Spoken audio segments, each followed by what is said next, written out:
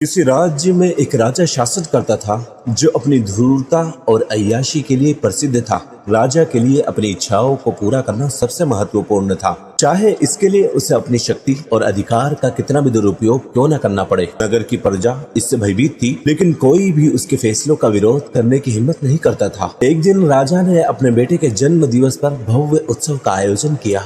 उस उत्सव में राज्य के सभी प्रमुख लोग शामिल हुए। राजा का सबसे वफादार मंत्री अपनी पत्नी सुषमा के साथ उस उत्सव में उपस्थित हुआ। सुषमा ऐसी महिला थी जिसकी सुंदरता और गरिमा सभी को आकर्षित करती थी। जब राजा की नजर सुषमा पर पड़ी तो वो उसकी ओर खींच गया। उसकी सुंदरता ने राजा को इस कदर प्रभावित किया, वो उत्सव के बीच ही उसे पाने की योजना बनाने लगा। राजा के मन में एक ऐसा मोह जाग उठा जिसे वो रोक नहीं सका। अगले दिन सुबह राजा ने मंत्री को अपने पास बुलाया। उसने एक बहाना बनाया और मंत्री को एक पड़ोसी राज्य में एक गुप्त पत्र पहुंचाने का आदेश दिए। मंत्री राजा की आज्ञा को सर्वोपरि मानते हुए तुरंत यात्रा पर निकल पड़ा। मंत्री के जाने के बाद राजा अपने इरादों को अंजाम देने के लिए तैयार हो गया। उसने अपने महल के रत्नों से सजी पोशाक पहनी और सुषमा के घर की ओर चल पड़ा। जब राजा वहां पहुंचा तो सुषमा घर के आंगन में पौधों को पानी दे रही थी। राजा को देखकर सुषमा चौंकी, लेकिन उसने विनम्रता से अभिवादन करते हुए पूछा, महाराज, आपका इस तरह यहाँ आना हमारे लिए सौभाग्य की बात है। कृपया बताएं, क्या कोई विशेष कारण है? राजा ने मुस्कुराते हुए कहा, मैं बस ये देखने आया हूँ कि मेरे मंत्री का घर और उसकी व्यवस्था कैसी है। सुषमा ने राजा का आदर करते हुए उन्हें अंदर बिठाया और जलपान कराया। समय बाद राजा ने सुषमा की ओर देखते हुए कहा, सुषमा, तुम इस राज्य की सबसे खूबसूरत महिला हो। तुम्हारे जैसा रूप मैंने कभी नहीं देखा। सुषमा राजा के असली इरादों को भाप गई थी। उसने गंभीरता से कहा, महाराज, एक राजा का काम अपनी प्रजा की रक्षा करना और न्याय करना है। क्या ये शोभा देता है कि राजा अपनी ही प्रजा पर अन्याय करे? राजा को सुषमा के शब्द सुनकर झटका लगा। सुषमा ने अपनी चतुराई और धैर्य से राजा को उसकी भूल का एहसास कराया। अपमानित महसूस करते हुए राजा बिना कुछ कहे वहाँ से चला गया।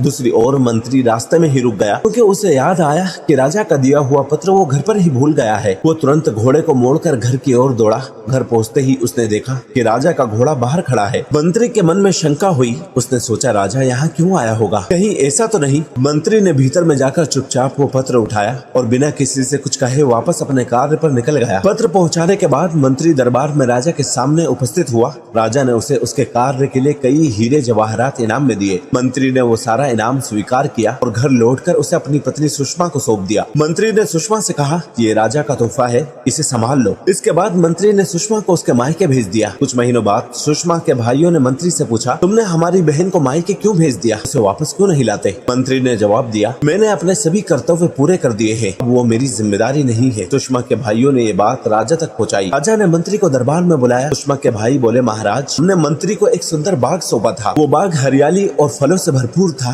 लेकिन उसने उस बाग को बर्बाद कर दिया। राजा ने मंत्री से पूछा, क्या तुमने सचमुच उस बाग को बर्बाद किया? मंत्री ने शांत स्वर में जवाब दिया, महाराज, मैंने वो बाग वैसा ही लौटा दिया जैसा मुझे सौंपा गया था, लेकिन मैंने उसे वापस क्यों किया ये बताता हूँ। मंत्री ने अपनी बात जारी रखते हुए कहा, एक दिन जब मैं बाग में गया तो मैंने वहाँ शेर के पंजों के निशान देखे। मुझे डर हुआ कहीं वो शेर मुझे नुकसान न पहुँचा दे, इसलिए मैंने बाग में जाना छोड़ दिया। राजा ने गंभीर होकर सुषमा के भाइयों से पूछा, क्या बाग सही सलामत है? भाइयों ने सिर झुकाते हुए कहा, जी महाराज, बाग पूरी तरह सुरक्षित है। राजा ने मंत्री की बात समझ ली। उसने मंत्री से कहा, तुम्हारे बाग को कोई नुकसान नहीं पहुंचा। शेर वहां जरूर आया था, लेकिन वो तुम्हारे बाग की सीमा को पार नहीं कर सका। तुम्हारी पत्नी सुषमा ने अपनी मर्यादा और निष्ठा को बनाए रखा। राजा ने सुषमा के भाइयों और दरबार में उपस्थित सभी लोगों के सामने घोषणा की, सुषमा न केवल एक आदर्श पत्नी है, बल्कि उसकी समझदारी और गरिमा ने मुझे भी एक राजा के कर्तव्य का एहसास कराया। मंत्री ने सुषमा को सम्मान वापस अपने घर लाया। राजा ने अपनी गलतियों पर पश्चाताप किया और ये वादा किया